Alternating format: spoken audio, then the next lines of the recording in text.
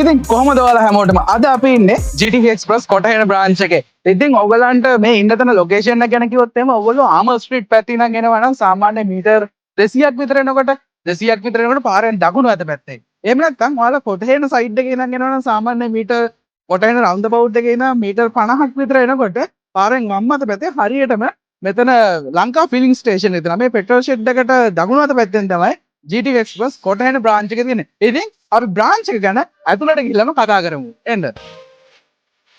හරි. මේ ඉන්නේ අපේ කොටහේන බ්‍රාන්ච් එකේ හරිෂ්, අපේ බ්‍රාන්ච් එක්සිකියුටිව්. ඉතින් හරිෂ් මේ දවස්වල මොන රටවල් වලටද වැඩිපුර පැකේජස් යන්නේ? ඔයාලගේ මොනවද මේ දවස්වල ඔෆර්ස් යනවද? ඔව් අපේ මේ UK වලින් යනවා. අනිත් එක යුරෝප් වලට යනවා. ස්විස් කැනඩා වලට යනවා. ජර්මනි ඉටලි ෆ්‍රාන්ස් වලට වලින් යනවා. මාකට් එකේ අපේ රේට් එක තමයි අඩුවෙන් තියෙන්නේ. අඩුවම රේට් එකනේ. ඉතින් මේ දවස්වල ඔය තියෙන ඉකොනොමික් ක්‍රයිසිස් එක තියෙනවා, ඊට පස්සේ ඔය රටවල් වල යුද්ධ තියෙනවා.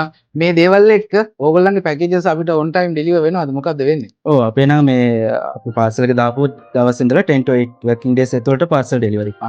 ඉතින් ඕගොල්ලන්ගේ කොහොමද සර්විසස් තියෙන්නේ? ඉකොනොමි තියෙනවද? එක්ස්ප්‍රස් තියෙනවද? කොහොමද සර්විසස් තියෙන්නේ? අපේ එකනොමික් සර්විස් තියෙනවා, එක්ස්ප්‍රස් සර්විස්. දෙකම තියෙනවානේ. ඉතින් කොටහේන කොච්චිකඩේ මෝදර මට්ටක්කුලිය ග්‍රෑන්ඩ් පාස් ආමර් ස්ට්‍රීට් මේ අවට ඉන්න ඔයාලට කියන්නේ. ඔයාලගේ මොනවා හරි පාර්සල් රට යවන්න තියෙන අනිවාර්යයෙන්ම එන්න GT Express කොටහේන බ්‍රාන්ච් එකට.